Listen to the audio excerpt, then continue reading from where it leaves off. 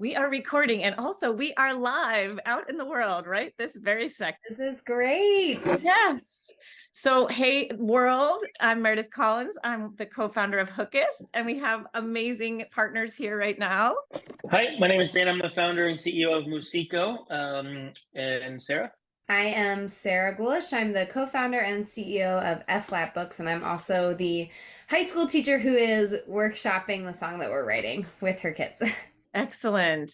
And Moosiko is an amazing platform that we have been so generously offered the opportunity to demo tonight, but also Dan has been so lovely to offer Hookist Nation, all you people out there, the opportunity to check it out and use the platform and learn guitar, ukulele, and songwriting on your own with his amazing platform. Yep. Do you want to announce the winners first, and then we'll jump into a demo? Sure. You want to do that? We certainly can. We had 3 runner-ups, and a shout out to doggydino, Testry 3, and Julian. Some really nice lyrics. The creativity and the phrasing and the rhyming scheme is really awesome.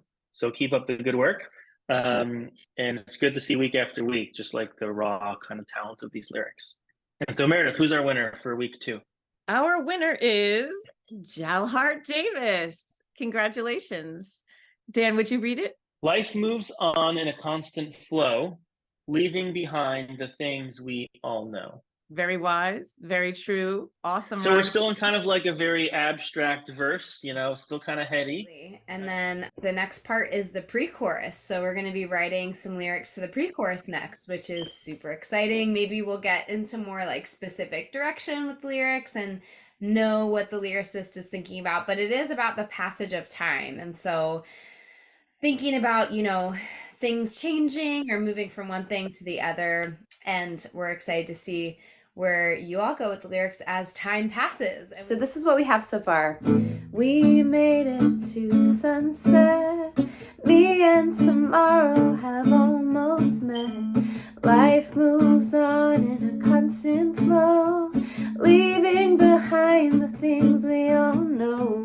So that's verse 1. And then after it, we go to this chord progression.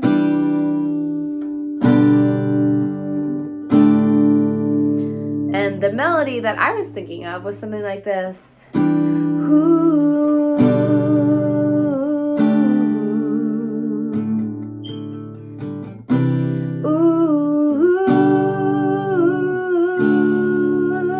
Something like that. So the next line of lyrics that you write needs to fit over this pre-chorus part. Happy songwriting. Awesome. So let's hop into a demo of Moosiko, and then we've got a special guest joining, I think, in a few minutes. We do. Right? Okay. So Moosiko is a learning platform for guitar and ukulele. Well, we're in about 300 school districts around the country and globally, supporting about 11,000 students. But recently we released a songwriting tool that helps beginners write songs. And so I'm actually going to write the song that we are writing with Schoolapalooza. So we don't have a name for it yet, but we have a theme. So Passage of Time. And it's kind of like a Google Docs for songwriters. And so you can kind of see on the right here is our song structures and your common building blocks for writing songs. And so we have a verse. Like Sarah mentioned, we're adding a pre-chorus next. And so you can actually just go and drag and drop these song components or song structures right onto your canvas here. And then we are writing this song in the key of D. So we make it really easy to select the key, and you'll see that the chords here update.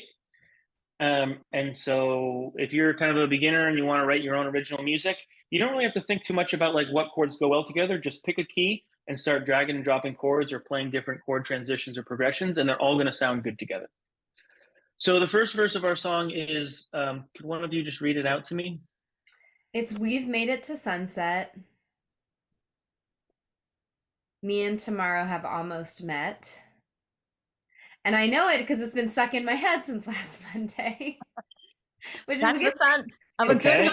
We've got a good hook for the first line. And then we have life moves on in a constant flow, leaving behind the things we all know. The things we all know. So another cool thing is we have a thesaurus built in. So we can actually come down here and, like, let's say I'm working on life moves in a constant flow. Okay, cool. I want to rhyme, a word that rhymes with flow. Well, we can see no is right here, right? So we have a rhyming dictionary, we have a thesaurus. If you're trying to figure out like a different type of word for the kind of concept or the feeling that you're going behind, and it really makes it a lot easier to write lyrics. And so in an email that we shared last week, I shared out how to play the riff. It's basically kind of like a fun kind of riff on D. So I'm basically just going to kind of put in D chords here for now. And as we get into the pre-chorus and the chorus, we will definitely be using different chords that we will start to build out the song as we get into it. The other thing is we have built-in recording. So I'm not going to do this right now, but perhaps as we kind of get into the different parts of the song and the harmonies and the melody, we can actually get little audio clips and record them in here. So I can add in, the guitar riff that Sarah is playing, and we can actually save it and rename it. And so you have actually a history of kind of all the pieces of music that you're working on. So this would be kind of like verse, guitar, riff. And so we can do that for solo or for different parts or chord progressions for a chorus. And it could be, the vocal melody, just kind of ideas. And so it's really nice kind of like building block and kind of a scratch songwriting tool as the song starts to come together. So we'll be following along in Moosiko. If you want to check out the platform, go to moosiko.com. We have free trials for teacher accounts and student accounts. You can learn one of our 400 songs on the platform and even write your own song. That's so great. And Sarah, I think you've used this in the classroom, right? Yeah, I've been writing songs with students in my guitar class for years, and this tool, we just used it for the first time last semester, and it was a game changer. I mean, especially having the demo opportunity, because I could have my students, type in verse idea or chorus idea, or just like Dan was saying, guitar riff. And so instead of them forgetting what they were working on from week to week, it was super easy for them to pop back in there, remind themselves of what it sounded like, or for me as the teacher to listen to. Yeah, I am obsessed with the songwriting tool. I think it's so cool. Excellent. Well, we are thrilled to be partnered with you guys and that we get to check it out. So as Dan said, we have a special guest, and he is joining us literally right now. I'm going to click admit at this very second. So I'm going to introduce you guys to J. Aaron Boykin. And I think he's there. Here he is connecting to audio right this second. J. Aaron. Hello, hello, hello. How are you? I am well. Excuse me as I clean my camera. Make sure we're good there. Well, I'm great. well. How are you? Great, great, great. And thank you so much for joining us. These are my partners here. This is Dan from Moosiko. He has a super cool songwriting, ukulele, and guitar learning platform. And Sarah is a music publisher and an amazing teacher.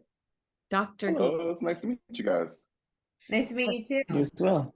So just so you know, we are live out in the world. I believe, if my technical abilities are correct, we'll see. Well, I could be wrong and this is all going nowhere. But I think that we're live in the world. And so I'm going to just tell the world who you are. Duwende, we wrote an amazing song with your mind-blowing a cappella band. Oh, that's very sweet. Thank you. I mean, it's yes. Great. Yeah. Could you? It was a good time. It was mostly mostly the Hookist community. I mean, they really made the song what it was. We couldn't have done it without them. So yeah, that was such a great and fun collaboration. Duwende says hello. I told them that we were speaking today. So they send their love to say hello. So 6-person band. Yes, yeah. I'm in a 6-person a cappella band based in New York City that goes by the name Duwende. The group's been around for quite some time. We like to say this is its like second incarnation. It's been around for many, many years, but I've been in this group for about 13 years now. So when I was a sophomore or junior in college, that's when I joined this group. Since then, right in the very beginning, we decided to do a bunch of cover songs, a bunch of Michael Jackson tunes that we decided to record the process with. Long story, very, very short. We thought our mothers and grandparents would love it. Should we tell everybody what a cappella means in case some of the students don't know? Sure, absolutely. So in its traditional sense, a cappella means without instruments, so just voices. So what it means now in a more modern day sense is everything that you might see if you're familiar with your pitch perfect or your pentatonics. It would fall in the lines with that or any other collegiate group that you might see or have heard out there. There's usually a beatboxer, someone who sings bass, background vocals, imitating instruments, but never any instruments. And it's mind-blowing. I mean, it's just, you just can't believe there are no instruments. And there are some instruments. We try our best. Oh my God, it's crazy. It's crazy. And our And song. what's your specialty? I sing leads, so I'm usually kind of the MC slash front and center hype person. But when I'm not doing that, I sing background vocals and do a pretty mean guitar lick if I say so myself. Totally. And you guys have traveled all over the world, and you've worked with some amazing people on your own. And that was a thing I thought maybe we'd talk about a little bit is Sure. like you have so many jobs, you know, like you're the front man in a band, but then you also do backup, and then you are a producer, and you do. So it's like, I think sometimes kids don't know like all the different opportunities that there are in the music industry, you know, and to be. Absolutely, yeah. I mean, especially I feel like it was such a unique time frame. I mean, I'm not, I don't go back as far as like, you know, analog recordings or anything like that. But I do think the music business has like, not that that's super long time ago. I've already put I my go foot in my back mouth. that far. But even since then, like the music industry has changed so much that it doesn't necessarily revolve around, I'm sure you guys all know, record sales. Like it's not getting it done anymore, no matter how many records you're selling these days. So you have to kind of be a Swiss Army knife of sorts. You have to be a jack of all trades in order to make on this level. Just you have to wear so many different hats, and if you're able to do like pivot easily and make things kind of work in that way, then you can do really well. I think a lot of people get afraid of like how much money they can make in this business, but as long as you're always looking on how you can musically serve not only yourself as an artist, but other things, commercials, products, other songwriters, other collaborators, then it kind of sustains and feeds itself. And it seems like to me, you're always interested in new things. Like you're always doing something interesting. You're always just coming back from Japan, or you just, you know, worked with, you know, I looked up today, you worked with Kenny Rogers. Yeah. That's one I wouldn't have expected. Yeah, it's really weird how you kind of fall into these opportunities. But I ended up singing backup with a choir whenever he did his Christmas show and made his rounds. So I got to do that for a little bit. I got to sing backup for 50 Cent a couple times. Tony Orlando whenever he was in town. Random gigs like that. But and that's just a byproduct of just staying around good people, being very nice to people, which you should always be, but then coming in prepared. I think as long as you come in with those things, a good attitude and prepared, there's no reason they shouldn't have you back. I love that. I love that.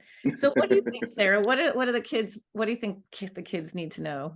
Yeah, well, I loved listening to your music. It's really inspiring, and it was cool to hear what you did with Hookist, and just how I think that's the cool thing about this platform is the co-writing feels so seamless with the artist that it doesn't feel like I think you can imagine that it could feel like a Frankenstein if all these ideas, but it really doesn't. I think my question and the students that I work with and them as songwriters, specifically when you're arranging for multiple voices, I have kids who struggle. They might have an idea for melody and they might have an idea for harmony in terms of like chord progression, but they struggle to find vocal harmonies that fit together. And so I'm curious about your writing process. Like, is it different every time? Or do you normally start with melody and then build down? Or, what's your process when you don't have instruments? For sure. I mean, so for my group Duwende, we typically have we just bring in a bunch of song ideas. So if you're talking about original music, you bring in a bunch of song ideas, you construct or kind of produce your original song, and then we take it and record it in instruments and synths and all the other things, and then we reduce it down. So we actually take out the instruments and then start to mimic the instruments behind, or the drum pattern behind with our mouths, or of course, if a lot of people, instead of trying to just imitate the guitar sound, they'll just make syllables that are similar to the guitar sound. So if you're doing a cover per se, then you want to do your best to service the music and then honor like what's already there, and then adding your own flair to it. So I think we've done a combination of literally all those things, and I think any given day we're inspired to start one way or another. But of course, melody is always king. In my book anyway. So as long as you're honoring the melody, you can service the melody, the original song, and then service what's already been there and adding your own flavor, then I think you can't go wrong. Cool. I love that. So cool. It's cool to hear that you actually record with instruments for your originals and then take them away. Yeah, we just find that like for our process and the type of music that we've always done, it just feels better to start from that side as opposed to coming in from, without any instruments completely. So and we have a lot of people who do a lot of different things and a lot of different talents as well. So it allows us to still kind of squeeze as much juice out of, the guitarist in the group, or the person who's used to using drum pads or anything like that. They can still kind of get their expression out, and then we're able to kind of like reroute it backwards a little bit.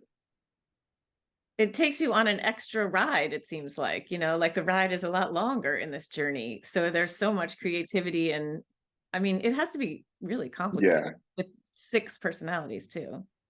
Very, very much so. It's you learn more than anything how to work with other people. So you know what I mean? I think that's a life lesson we'll all learn at some point.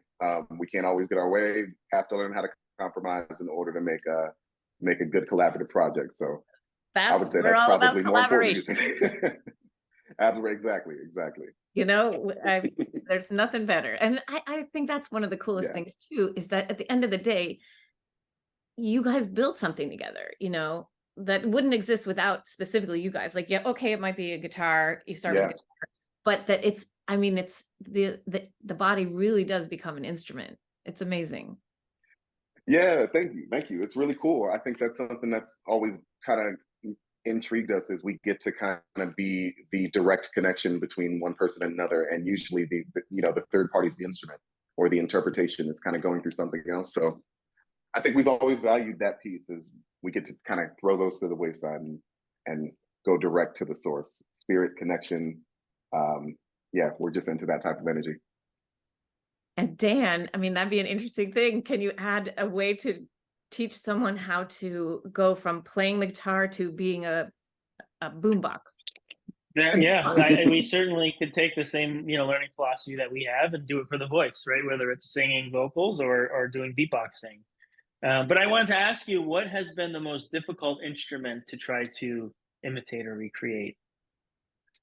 Oh man, I mean, personally, the one I've always struggled with, and I've seen people do really, really, really well in the acapella community, is the harmonica. I've seen some harmonicas that you would have thought somebody swallowed a whole harmonica and was just kind of breathing up sounds. So that is one that still escapes me. I won't embarrass myself and try to do it today. But that one's always kind of been difficult for me. You mentioned guitar. Can you give us a little demo of what a guitar might sound like? So what we typically do is we try to get as close as we can to the guitar sound before we maybe like add a little reverb or do anything that you might typically do with a guitar. Now that I'm on the spot, excuse me. It might sound like a, like it's more all right in the front. You're almost squeezing air through your teeth. And the way the microphone picks that up, it allows it almost to read as distortion. You know what I mean? So it's more like manipulating your amplification than anything. Yeah, so you're not, there's obviously like acapella without amplification, but you can do a whole new world of things once you've got like, the technology with it.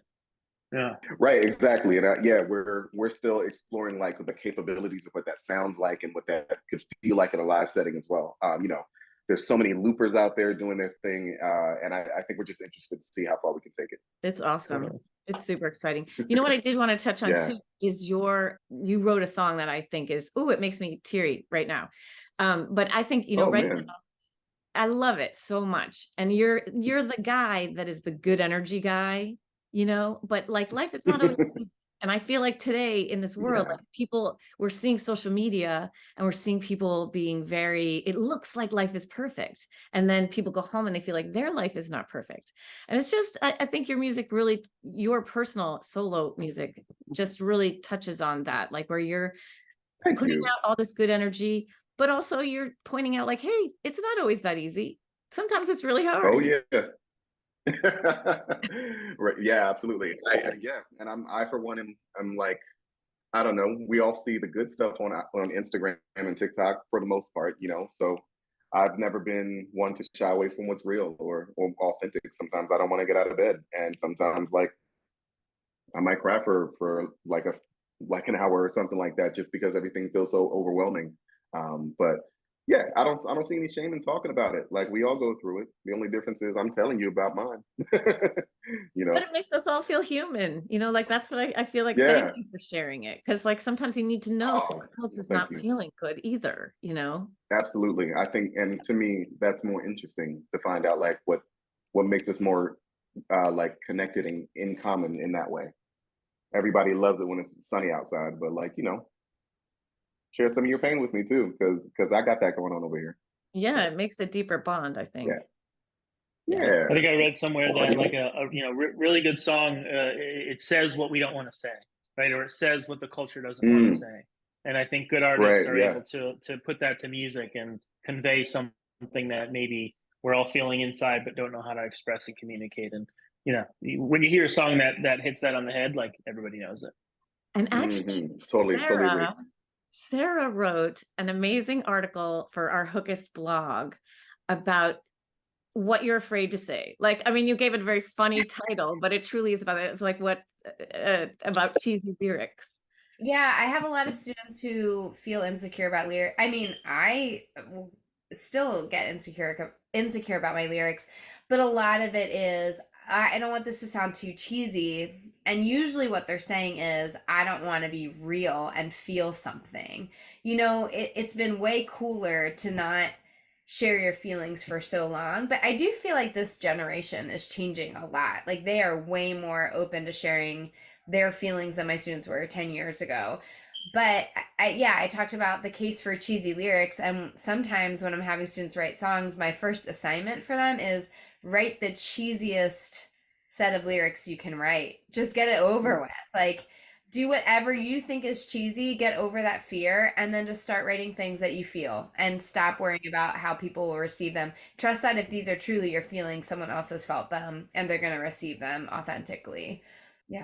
It's a great article, and it seemed like a perfect, because you weren't afraid to say it. I mean, nothing in there is cheesy, that's for sure. But you know, you say it in such a gentle way sometimes that the thing that like really, you know, gets you in the heart, some of your lyrics, which I think is that's really hard to do. That's one thing that we talk about a lot at Hookist is like Mm. simplify. Just it doesn't need to be flowery. It just sometimes the most simple line it is going to hit everyone. It's going to resonate for everyone, and it doesn't have to try really hard. It just is important. So anyway, that's what we, so today we just, right before you got on, we announced a new winning lyric. We're writing this song. It's about the passage of time. Ooh, And very so we nice. have a winner named JALHARTDAVIS. So let's all say congratulations, JALHARTDAVIS. Sarah's going to put it to music, and we're going to put it out in the world at the end of this in the middle of June. So that is our process. So I wanted to thank you for coming. Anyone else have any other questions? Anything we should ask? Do you think that the kids might want to know? I guess. Well, go ahead, Sarah. No, I always ask when I interview artists just to say like one thing you wish someone had said to you when you were in high school. And that's I work with high schoolers, but Oh, specifically about music. Like what's one thing you wish you had heard? What advice do you wish you had heard when you were a teenager? oh man. If I were to pick one thing, I've heard a lot of good pieces of advice. I would probably say the one piece of advice that I've heard over and over again is more people are where you want to be because they said yes. So if you notice, like like you might come up with a group of friends who all wanted to do musical theater or want to write music or do songs. And as you start to get older and time goes on, people start to drop out for their various reasons. It's not for them. They want to pursue something different. It's all okay. But I notice the people who are often there are just the ones who say yes. They keep saying yes. So, yeah, they say yes for free for a little bit. They say yes until it starts to turn into money. They say yes to the opportunities that other artists don't want to take. And eventually that's the stuff that kind of leads you to where you want to get to. But keep saying yes. Don't let saying no be the reason you don't go where you want to go. And it's a really good way to not, to force yourself out of your comfort zone, like that's like what I was an actor for many years. And that was like my thing too, like the freebie, my God, how many freebies did I do? But, like you end up in scaring yourself, but it's the best kind of fear. And then, you get kind of fearless after a while, or at least comfortable in your fear, which I think is key to being an artist. Absolutely. It never goes away. That's the other thing that nobody tells you. The fear doesn't go away. You just choose more frequently against it. Yes. It never goes away. Exactly. Embrace it, right? Yes. You just learn how to embrace it. Absolutely. Yeah. There's actually a great book called Feel the Fear and Do It Anyway, which I love. Yeah. Good motto, Slogan. That's my slogan right there. Totally. Well, thank you so much. It's so good to see you. What are you up to next? Sure. Likewise, I appreciate it. I've been on the road for a little bit. I was actually back out. I was in Arkansas for a few days not too long ago doing a festival out there. But what's coming up next is more the music videos releasing from the Duwende album. We're releasing more singles coming out off of that album. And then I'm dropping a single next month. I'm dropping a single May 25th. So it's called Manipulation. I hope everybody checks it out. We will definitely check it out. Absolutely. I appreciate that. J. Aaron, now tell everybody what's your handle on Instagram, because I always spell it wrong. Yes, on Instagram. It's all right. I don't spell it good. It's JAARON_hi. There you go. Yes. I will find you. So Duwende, and you can always find our song Getting Down on the Hookist platform. Yes. And we link directly to, your Spotify and all of that. So people can follow you, they can listen to your music, and we can find out when your next, when your song drops and the new record drops. That's very, very kind. Always down to support. It's good to hear from you. It's good to see you again. Great to see you. Thank you so much. Thank you guys. Congratulations to JALHARTDAVIS. Submit your lyrics, everybody. We want to see them. Vote, comment, and spread the love. Week 3 is next. Yeah. All right. Ciao, everybody. Thank you. Nice to meet you guys.